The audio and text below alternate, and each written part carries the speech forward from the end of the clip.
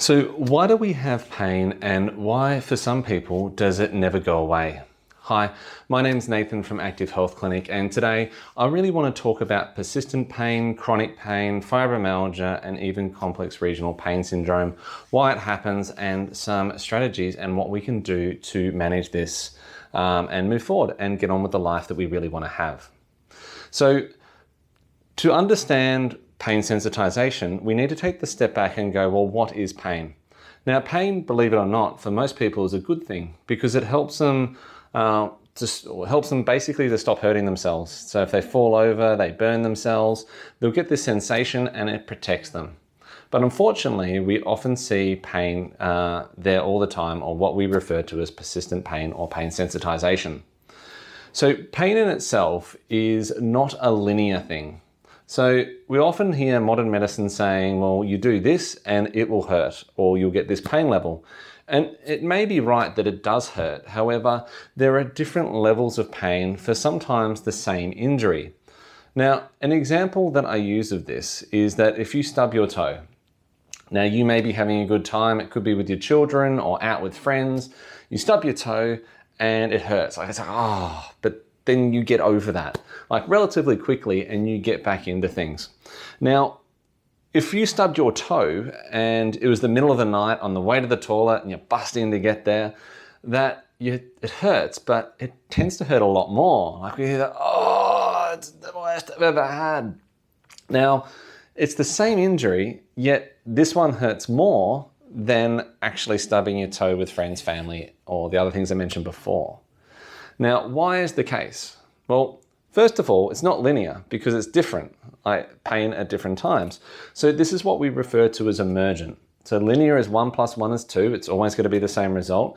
Whereas emergent means that there's a lot of different factors that will come in to actually ascertain the level of pain that a person has.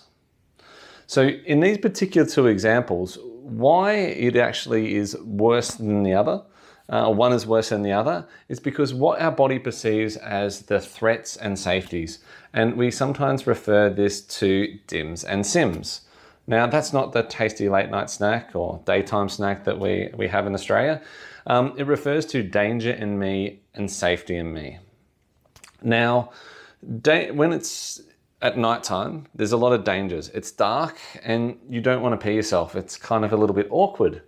And so the brain goes, do I need more pain? And the answer is simply yes. So the volume goes up of that and we actually have more pain. Now, when we're out with friends and we're having a good time, or with kids, or you may need to have an accident and you need to get help, then the brain goes, I don't need as much pain. So there's more SIMs or safeties or needs to take action. And so therefore the brain turns down the pain. So this isn't that we're on and off. It's not linear. It's the dimmer switch, which means that it goes up and down. And just because it's raining doesn't mean it's hot or cold, or because it's sunny it means it's hot and cold. The weather varies a lot depending on all the different influences in, and so does your pain with the DIMS and SIMs that come. So hopefully that explains what pain is, but that's only the first step. The next step is actually starting to talk about pain sensitization. Now, this often occurs and when we have a pain and it doesn't go away, so it's always there, or it's there when it shouldn't be there. So an example of that is if I put my hand over a hot plate and I feel like it's burning, but it's nowhere near that, or feel a hot sensation, or we get a phantom pain, then this is what we often call and refer to as pain sensitization.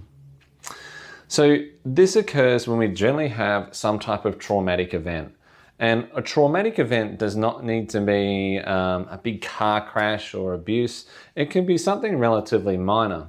And I always give the example of sensitization in one of two things, and I'll go through those. So the first one is, when I was 16, I tried to impress the ladies a lot and didn't really work by drinking too much alcohol. And it wasn't the drinking that I tried to impress, I was probably trying to compensate for my inadequacies. But I had too much and I was really ill. And to this day, I can't look at that alcohol again. So in this case, it was Southern Comfort. I can see the bottle and I'll just go, oh, I feel sick. It's terrible. And so I basically have a blast from the past when I either think about it, smell it, see it, the place maybe where it was as well. So there are a lot of different threat messages that come from that, and my body's just trying to protect me. Alternatively, I also had gastro and had spag bol, which is spaghetti bolognese, and it's pretty terrible to be sensitized to that. And so every time I smelt, saw, or I even thought about it, I actually literally would feel sick. Now, the good news is I've desensitized myself to spag bol, but I have no plans to desensitize to Southern Comfort. I just think it's terrible. Now, because of this traumatic event, my body basically says, no, I don't want you to do this.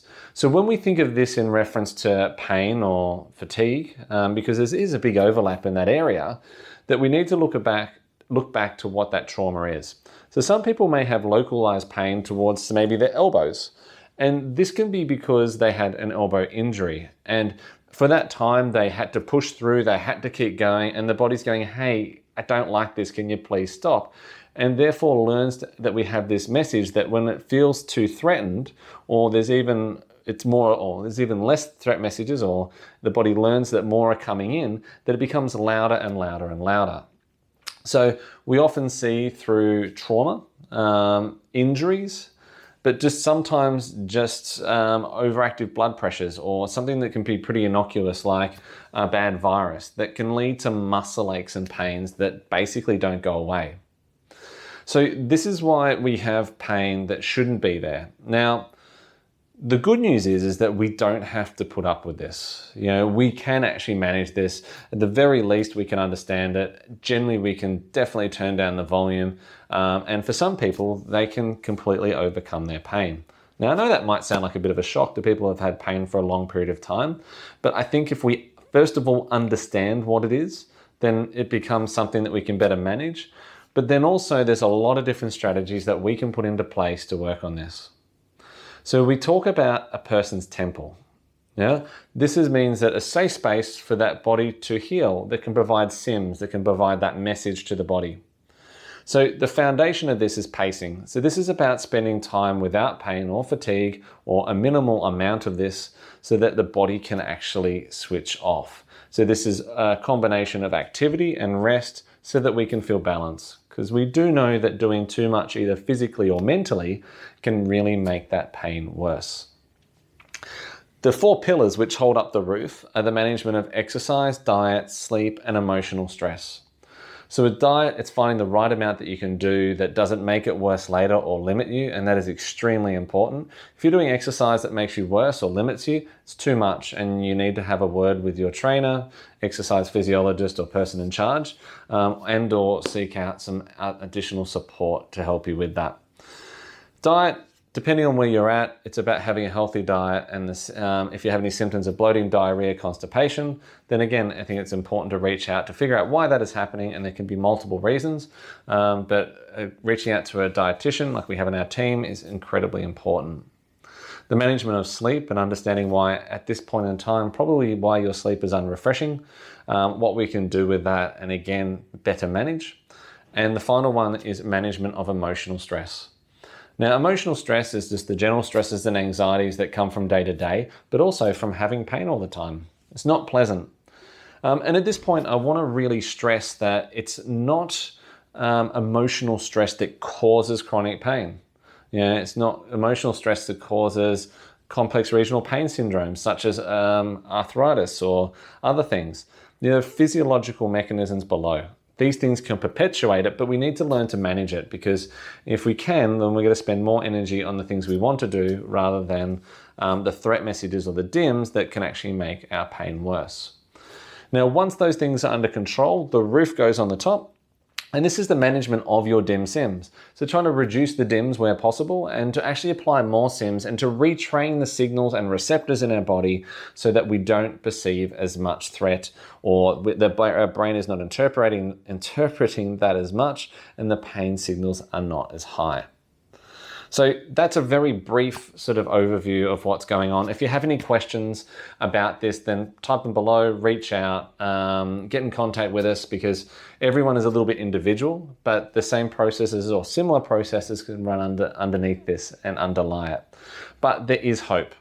Now, often people feel stuck because they see people, you've got to push through, we don't know. They try linear approaches like medicine or medications and this will fix it. Whereas they generally don't. It needs a wide range and someone to look from all the angles in to best manage that. But people can get better, people can recover. So if this has been helpful, please share it, please comment. We want to impact as many people as possible and make sure that people are living with less pain and less fatigue and doing more of the things that they want. So thank you very much for listening.